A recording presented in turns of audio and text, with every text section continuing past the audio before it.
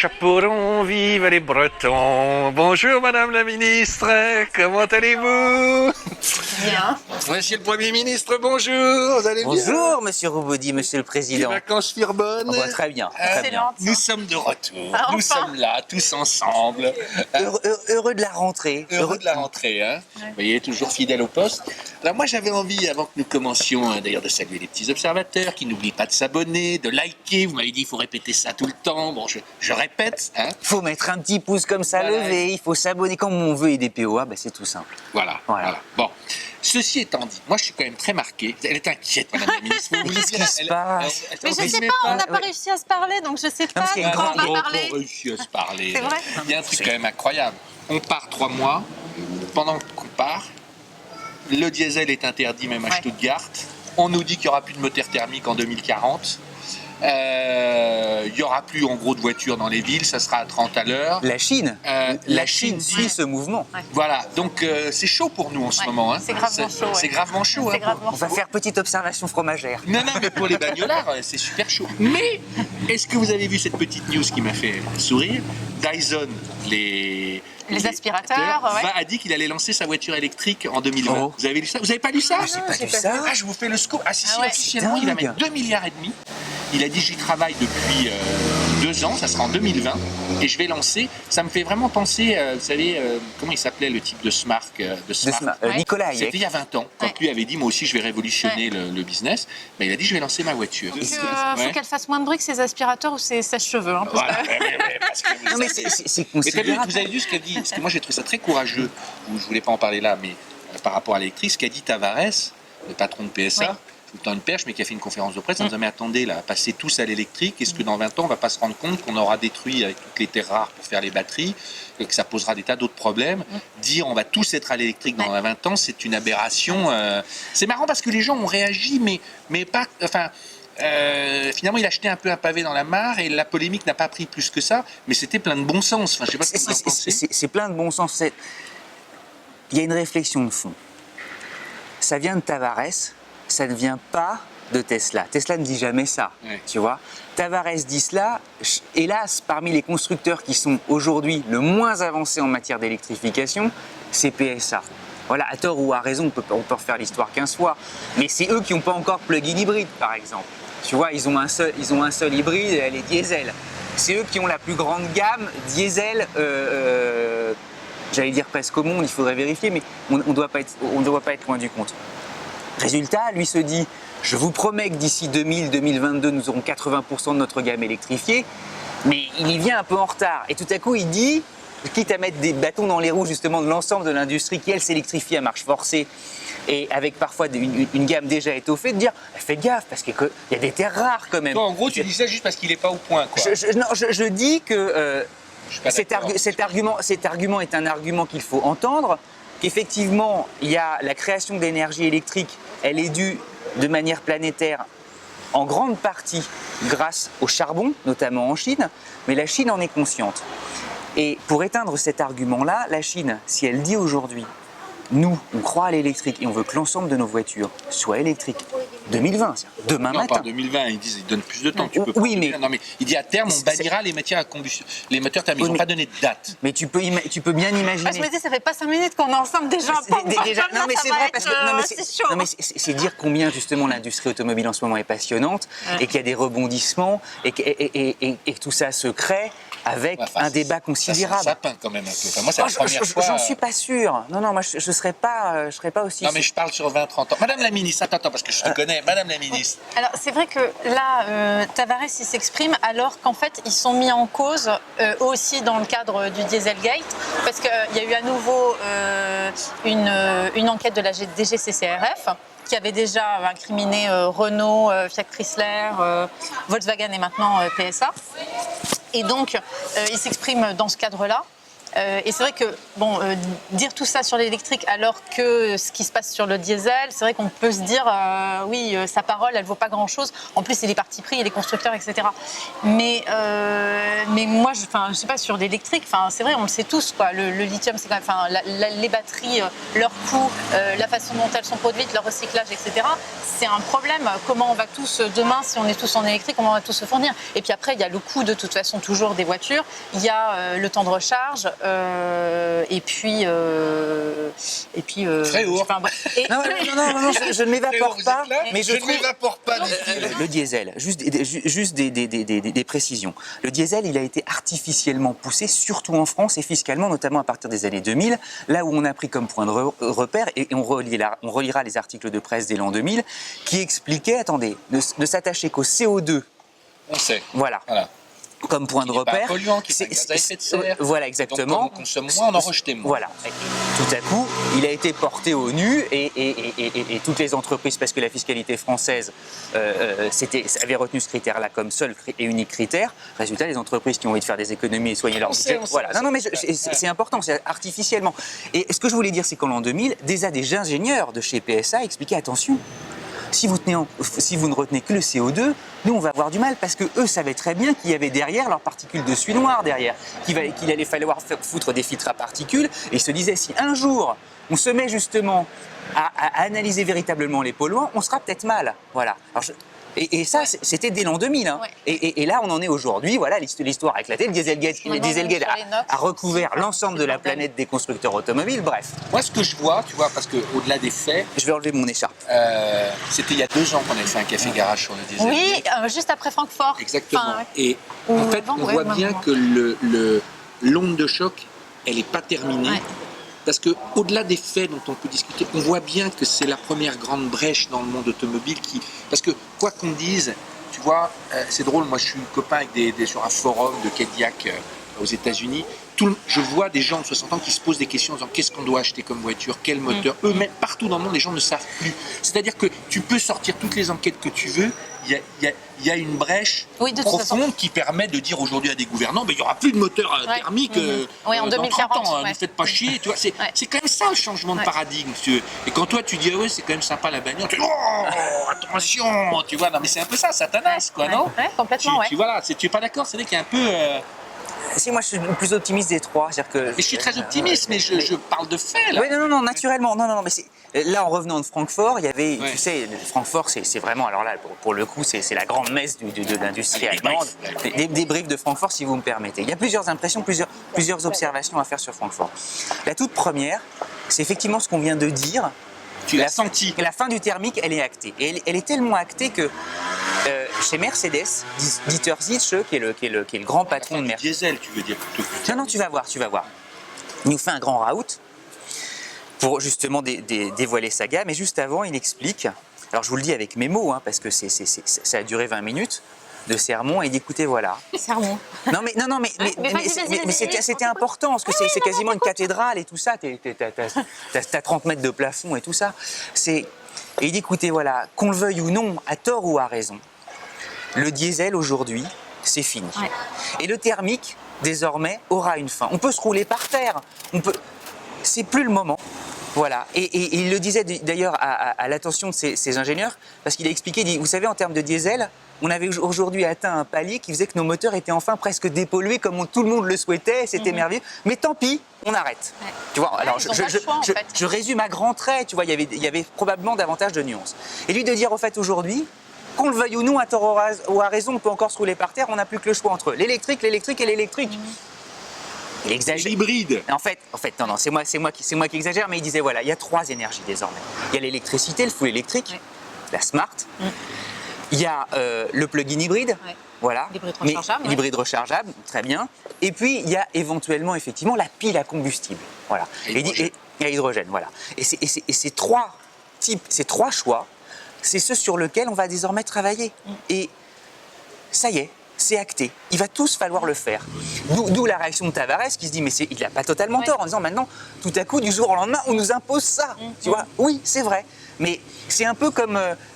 j'adore l'histoire en fait. Mais c'est un peu comme les fabricants de bougies, tu sais, qui tout à coup, face à une ampoule, se disent « Oh, merde, non, il y aura toujours des bougies. Tu peux refuser l'ampoule, mais les mecs, ils sont plus là pour gueuler les fabricants de bougies, tu vois. Regarde. Non, mais il a raison. Et enfin, on leur impose ça. Bon gré, mal gré, va falloir y aller. Bon. Après, il faut espérer que ce soit les bons choix. Et qu'on se repose pas dans 30 ans un Electric Gate, Attends. tu vois. Mais moi, C'est ça, en fait. j'ai pas la réponse. Voilà. Juste, je fais une pause, tu vas continuer sur. Ce que je trouve génial, c'est que malgré tout ce que nous racontons, que nous constatons sur ces turbulences, est-ce que vous avez vu, parce que je ne l'ai pas vu relayé, je vais pouvoir montrer des images, j'en suis très fier. Malgré ça, Rolls a présenté sa nouvelle Fantôme, et la 8e génération, donc la cathédrale. Non mais tu te marres, c'est pour dire que le rêve est toujours là. Et ils ont notamment, c'est la première fois au monde, c'est du marketing, mais le tableau de bord, tu peux commander des œuvres d'art, ils en ont réalisé 5 ou 6, uniques, qui sont... Alors, il y a des trucs incroyables, vous allez voir les images, il y a des gens, ils ont demandé à des grands artistes, mais tu peux choisir le tien. Ils ont fait des tableaux de bord en plumes d'autruche, d'autres qui ont ciselé des petites fleurs en porcelaine, d'autres qui ont mis des perles, etc. Et c'est placé sur le tableau de bord derrière une vitre incassable et protectrice malgré tout en cas de choc. C'est-à-dire que pour la première fois, c'est-à-dire qu'on parle de fin du monde et Rolls dit, nous on est au-delà du sur-mesure, on est dans l'œuvre d'art sur le tableau de bord. C'est comme si tu disais, j'ai envie d'avoir, peignez-moi mon portrait. Voilà, c'est la petite pastille, je dis, tu vois, c'est une sorte de bulle de champagne au milieu de la suite que tu vas nous raconter de ces SUV.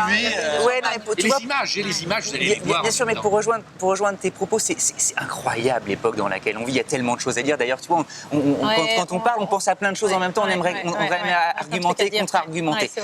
Moi, j'adore ça en réalité. Mais pour rejoindre ton propos sur tout à coup, alors qu'on parle que d'électrique, presque de fin du monde automobile, il y a encore des voitures absolument fascinantes, comme jamais elles l'ont été presque de toute leur existence. À Francfort cohabitaient tout à coup deux mondes. Des supercars comme jamais on en a vu. Il y avait des McLaren en veux-tu en voilà, des Lamborghini, des Ferrari dégoulinantes de puissance. Enfin, Nouvelle Continental GT. La nouvelle Continental GT. Et à côté de ça, tu avais, pour la première fois, sur tous les stands, une dizaine de voitures. Alors, les stands de constructeurs et les stands d'équipementiers, une dizaine de voitures sans volant. Et je me suis dit, dans un siècle, ceux qui animeront à leur POA, ou alors les universitaires qui raconteront à leurs étudiants l'histoire de les petits-enfants, ils diront, souvenez-vous, alors eux, ils n'auront que des voitures robots, mais souvenez-vous, septembre 2017, Francfort, pour la première fois, il y avait une dizaine de voitures sans volant. Alors, sur les volants, c'est très amusant ce que tu dis, parce que là aussi, on est toujours dans les petites news. Est-ce que tu as vu que Jaguar, qui a fait une énorme présentation pour parler d'avenir, ils ont électrifié un petit peu. Ça, c'est génial. T'as adoré ça, hein? Ils ont tout compris. Ah ben, je trouve ça super. Non, mais j'ai toujours dit, pourquoi on a ces super modèles pour que c'est de la 2 chevaux électrique, quoi. Ouais. Mais c'est ça, moi je trouve ça juste génial de pouvoir permettre aux génial. gens qui ont une voiture ancienne de pouvoir encore rouler avec. Et alors, c'est amusant parce que cette news-là a volé finalement la vedette à une autre news qu'ils ont mis en avant, qui est passée aussi un peu inaperçue. Ils ont présenté un concept de la voiture un peu autonome, mais surtout, ils ont présenté un volant. Ils ont dit le futur, c'est un volant avec lequel tu te balades. Je vais montrer les photos. Comme l'autoradio avant. À toutes les personnalités. Il dit justement les voitures, puisqu'elles seront autonomes, n'auront pas de volant. Mais toi, tu arriveras avec ton volant qui à ce moment-là te remettra tout ce que tu as enregistré. Ton siège, tes goûts, ta musique, ton machin. Mais ils te font pas une grosse jante avec laquelle tu te balades. Non, mais ils ont fait un truc. Alors, pareil, je pense, ils sont malins, c'est pour faire parler. Est-ce que ça sera comme ça, comme dirait Patrice, rien n'est plus incertain que certain. Enfin, je sais plus sa formule. Non, mais en gros, c'est ton portable. Oui, mais c'est formidable. Il y en a eu tellement, elle est passée un peu les gens se sont focalisés sur la typeuse. C'est amusant d'ailleurs. Mais j'ai trouvé ça rigolo. Jaguar qui était un peu à la traîne. Là, ils ont présenté ça. Ils présentent l'e-Pace. Ils ont présenté un concept. Ils n'arrêtent pas et ils ont dit la prochaine F-Type sera électrique aussi. Bon, on est dans l'annonce, c'est la grosse canonnade. On est dans le point de bascule. En tout cas, si on s'en tient simplement à l'énergie électrique, cet été, les ventes ont décollé comme jamais. Je te tends une perche, parce que comme tu as vu, on est très... juste toi, tu as un peu bossé. Non, mais parce que ça rejoint un petit peu, je trouve que c'est quand même une première dans tout ce contexte. Dans Nicolas Hulot a présenté ses grandes orientations, et notamment, il va y avoir une idée, moi, que je trouve très bien, pareil, dans le brouhaha, on a beaucoup critiqué, mais il va y avoir une prime pour la première fois sur les voitures d'occasion. Sur les voitures d'occasion. Est-ce que tu peux raconter l'idée, le principe fondateur? Et j'ai trouvé ça bien. Et là aussi, en fait, jusqu'à maintenant, il y avait une prime entre 500 à 1000 euros pour l'achat d'une voiture neuve, dès lors qu'on avait une essence d'avant 97 ou un diesel d'avant 2001. Et donc maintenant, ils élargissent cette prime aussi aux véhicules d'occasion.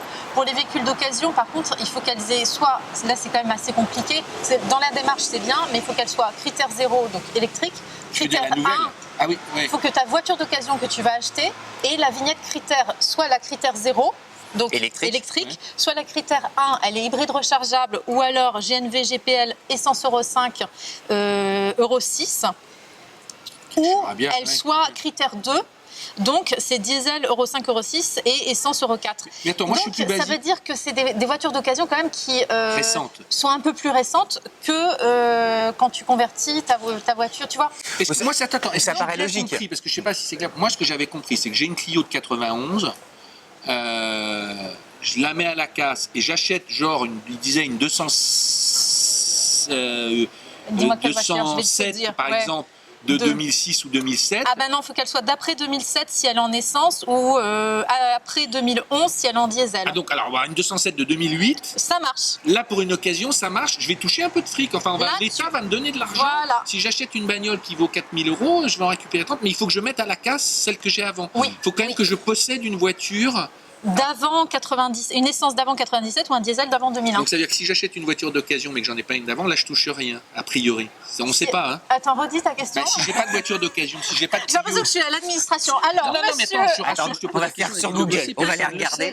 C'est pas encore effectif.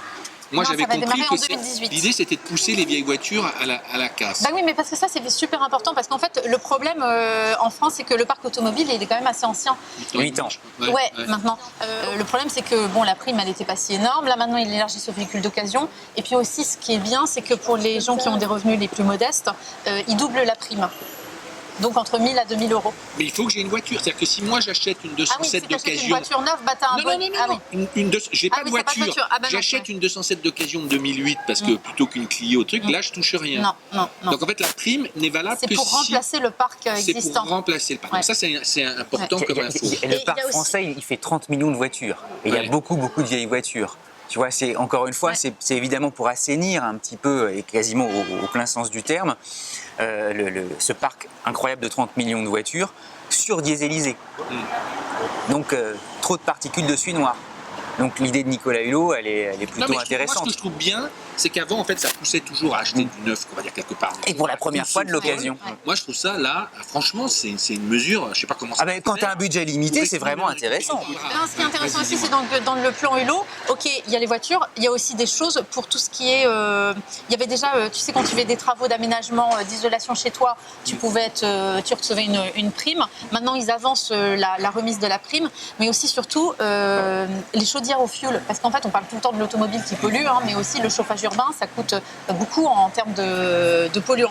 Et sur le changement de chaudière au fioul, en fait ils vont l'encourager à travers des primes pour que les gens passent sur des pompes à chaleur ou autres solutions de ce type-là. Par contre, ce qui est compliqué aussi, c'est que le bonus aussi, jusqu'à maintenant c'était au-dessus de 127 grammes, tu passais en malus, et maintenant ils vont passer 120 grammes. Donc, j'ai lu un commentaire que j'ai trouvé super intéressant, je sais plus, le petit observateur qui l'a publié sur POA. Il dit mais c'est pas très juste parce qu'en fait si moi je suis un père de famille et que je suis obligée de rouler en monospace parce que j'ai 4 gamins, moi je peux pas trouver une voiture forcément à 120 grammes. Donc il dit ça devrait être en fonction de la catégorie de voiture ou des besoins. Et je trouvais ça assez juste. Oui, c'est assez juste, mais là on va créer une usine à gaz. Urbaine, combien de parts, tu sais, fiscales et tout ça. Si tu veux ça devient très urbaine, dur. C'est vrai que on va passer en dessous. Il y a un truc assez intéressant pour reparler de voitures et vous allez voir et qui va dans le sens dans plusieurs sens. Le salon de Francfort, pour la première fois, parmi les grands salons internationaux, vous l'avez sans doute observé, chute de la fréquentation. Et chute sérieuse, moins 13%. C'est-à-dire qu'on est passé quasiment d'1 million à 800 000 personnes au pays de la bagnole. Tu vois, c'est intéressant ça. Tu y étais, au-delà de tous ces faits. Pour toi, le gagnant de Francfort, c'était qui cette année? McLaren. Non. Non, mais tu vas voir. Spontanément, La Porsche. il y avait une 911, les petits gars. Non, et spontanément, les SUV à taille humaine ont gagné. Et quand je dis les SUV à taille humaine, alors c'est très européen, c'est le T-Roc, qu'on a hâte d'aller essayer. Le C3 Aircross, qui est acidulé et tout. On l'adore, on est fan. D'ailleurs, on dit rien, mais on va avoir un très bel essai du C3 Aircross. Il faut être patient. Et à côté, la Rona. Et voilà. Et puis j'en passais des meilleurs. Et voilà, exactement. Et il y avait tout ça. Et je me suis dit, mais ce sont les voitures à tout faire et qui sont devenues, en fait, qui vont plaire au plus grand nombre parce que qui que l'on soit, d'où que l'on vienne, ces voitures, elles répondent et elles offrent tout à tout le monde. Tu vois, et je me suis dit, mais et elles ont leur spécificité propre, elles cherchent justement à chaque fois à correspondre à la philosophie de leur marque. Elles ont parfois des designs qui sont vraiment différents. Je veux dire, la C3 Aircross, elle copie personne, si ce n'est l'âme Citroën de jamais copier personne. Tu vois. Donc moi j'ai trouvé que c'était tout à coup un renouvellement automobile majeur, ultra sensible et qui intègre en plus l'ensemble des technologies qui sont aujourd'hui indispensables, notamment tu sais, dans les prémices de la voiture autonome. Elles ont tous un freinage automatique d'urgence, elles ont tous un assistant de ligne, elles ont tous des super écrans. Voilà. Ça veut dire que tu n'as pas vu un beau coupé ou un beau cabriolet. Moi, ça mais si, tu as envoyé des photos. Non, mais toi, Glamour Girl, tu trouves pas que c'est un peu triste quand même Ah bah oui, parce que ces voitures-là, oui, non, mais je suis d'accord avec Cédric, je me fais l'avocat du diable. Non, mais pour les effets waouh, tu as eu la Continental GT. Pour les effets waouh, alors la Continental GT, tu sais, le fait justement avec les écrans et tout ça qui sont intégrés, c'est somptueux. Tu as eu aussi... Tu as eu évidemment cette Mercedes. La supercar Mercedes. Ah non, mais attends, non, avec l'aileron. Oui, mais attends, elle obéit que. Non, mais attends. Non, mais elle répond. Attends, il y a quand même. C'est génial. Non, mais c'est génial. Non, mais attends. Non, mais c'est génial cette époque. Tu tout à coup, évidemment, on dit, elle va devenir toute. C'est la fin des bagnoles. Non, mais laissez-moi finir mon propos. Et tout à coup, tu as une bagnole qui arrive et qui te dit « Je vais réaliser le rêve de gosse, de tous les gosses depuis les 50 dernières années. On va faire une F1 roulante en vrai dans la rue. » Qui avait fait ça? Personne. Mercedes le fait. Et il le fait avec de l'hybride. Elle a un aileron de requin, c'est un fantasme. Il y avait un truc quand même saisissant. Alors que à côté... En fait, le dernier bagnolard sur Terre, c'est lui. Non, mais tu vois, on me dit ouais, il adore l'électrique et les Tesla, mais c'est moi qui défends le bout de gras. Donc, et à côté de ça, tu avais une sorte de petite libellule, moi qui m'a attiré tout de suite avec ces petites portes papillons comme ça, qui était la petite Smart électrique sans volant, et que j'ai trouvé mais adorable. Moi, je me suis dit, mais elle est mignonne comme tout, tu as envie de rouler dedans. Elle a petit détail aussi. Les yeux s'ouvrent, c'est un personnage, elle est en vie. C'est une Google Car sophistiquée. Ah mais c'est magique. Et d'ailleurs les yeux, tout à coup, tu sais, les LED permettent de dessiner, de faire évoluer le design. Vous allez voir aussi chez Audi, ils ont alors elle s'appelle Hélène ou Alcon, je sais plus. Ils avaient deux concept cars autonomes électriques.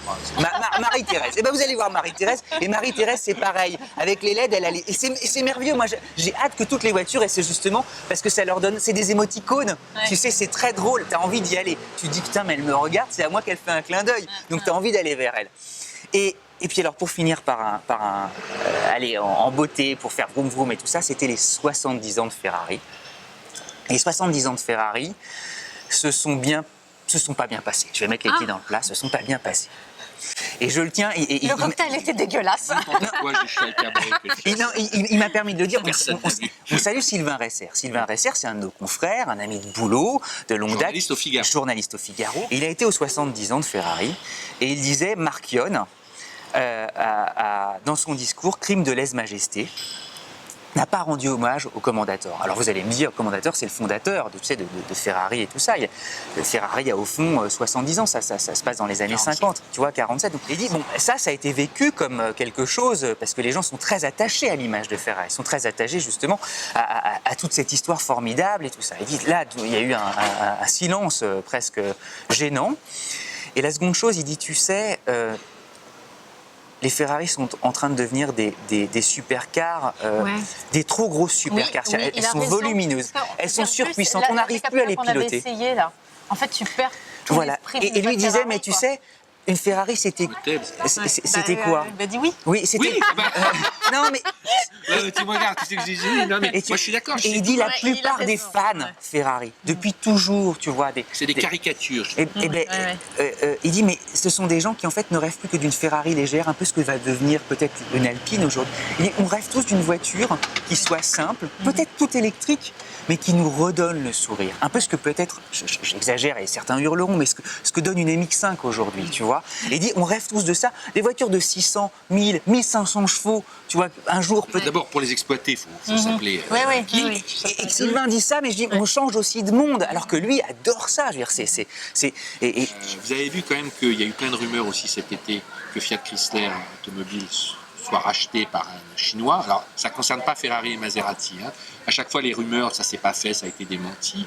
Mais la situation, j'en parle à chaque fois, de Fiat Chrysler Automobile, moi, je la trouve... c'est une catastrophe pour en gros, non, mais même en gros, il dit mais oui, mais on a Jeep, regardez, il n'y a que Jeep qui est très fort, mais je ne vois pas où ils vont. C'est-à-dire, franchement, entre ces plans produits qui n'ont jamais été tenus, il a sorti Ferrari de la besace et Maserati, enfin. Je suis très pessimiste sur le toit.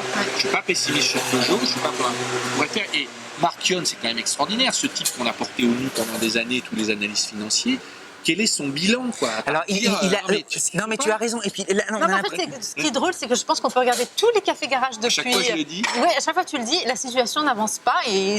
Enfin, voilà. Mais c'est vrai, Ouais, c'est vrai. Non, mais à et chaque puis fois, pour la première fois, il est un peu ébranlé. Pourquoi? Il y a encore quelques mois, tout à coup, comme un petit bouchon porté par les vagues de l'océan, il disait, et de façon quasi catégorique, il n'y aura jamais d'électrique chez nous. Oui. Et là, il y a quelques jours, ah non, il faut des électriques. J'ai dit, mais même lui, au fond, semble un peu perdu. Et c'était notre thèse, qui était de dire, en fait, c'est un financier, il a voulu absolument vendre la boutique à General Motors. General Motors lui a dit non. Et donc, il se débrouille avec ce qu'il a. Bon, allez, on arrive à la fin de ce café garage. Un petit mot de la fin, Madame la Ministre, vous avez quelque chose à rajouter? Je ne crois pas. Ah mais si, non, attends, on embrasse les petits observateurs, Ouais. qu'on croise de plus en... C'était pas le mot de la fin. Non, mais si, attends, on on- dire après. Ah. Oui. Il va y avoir Moi, beaucoup de choses. Je pense que plutôt que de répondre aux courriers, parce qu'on n'y arrive pas, il faudrait qu'on fasse une vidéo. On prend les courriers qu'on soit qui nous ont un peu tapé dans l'œil et on répond. Ah mais c'est prévu, on va le faire. bien, ça. Une fois aux questions, on va le faire. Et On alors va expliquer justement aussi tout ce que doit devenir POA, nos faiblesses. On en mettra tout sur la table. Les micros vont progresser cette année, c'est l'année ou jamais, donc les micros vont être de qualité désormais. Voilà. Ouais. On s'excuse auprès de tous ceux qui depuis plusieurs saisons nous engueulent. Micros comme ça, faut expliquer. On n'a qu'un seul micro parce que sinon, en fait, à chaque fois, il faut qu'on coupe. Faut qu'on se Là, coupe on a dans pu en notre mettre, élan. mais ça a pris 20 Mais parce que, minutes. oui, mais quoi. parce qu'aussi on est posé. Ah ouais. Si on est en train de vadrouiller partout, avoir chacun un mais on va micro, y ça veut dire arriver. qu'on doit faire un On va club, y on doit arriver. tous brancher nos micros. Juste on perdra du ça, tu sais naturel. pas. Il est toujours tu dis que c'est pour tout le monde. Certains qui nous suivent connaissent Michael Walid, que j'appelle Mike Walid maintenant, qui est maintenant ministre du Futur et de l'Évolution. J'ai fait une interview de lui d'hier d'1 heure, qui va passer après. Mike, il faut lui laisser du Sous-titré. temps. Il va être sous-titré en anglais. Oui, mais on ne comprend pas toujours. Oh non, mais je t'embrasse. Non, mais ce que je veux dire, c'est que c'est tellement disruptif parce qu'il dit tout le contraire de ce qu'on vient de dire là. Mais c'est ça que j'aime dans POA. Trop mignonne la Lui, il petite dit que c'est mimi. une connerie la voiture autonome, etc. Enfin bon. Ben, Donc, on n'a pas dit que c'était super. non, mais voilà. Et je trouve ça génial d'avoir mais- les mais- deux. mais- Et moi-même, quand je le regarde, je comprends pas tout. Mais je pense qu'on peut se permettre d'offrir du temps Ouais. à dépenser autre. Et donc, une vidéo d'1 heure. Bah, je l'ai pas fini de la monter, mais Ah ouais. ouais. Ah Avec le gouvernement de POA, c'est un gouvernement d'ouverture. Il fait partie de l'opposition, Michael Walid. Non, parce qu'il est dingue de bagnole, c'est ça où il est assez.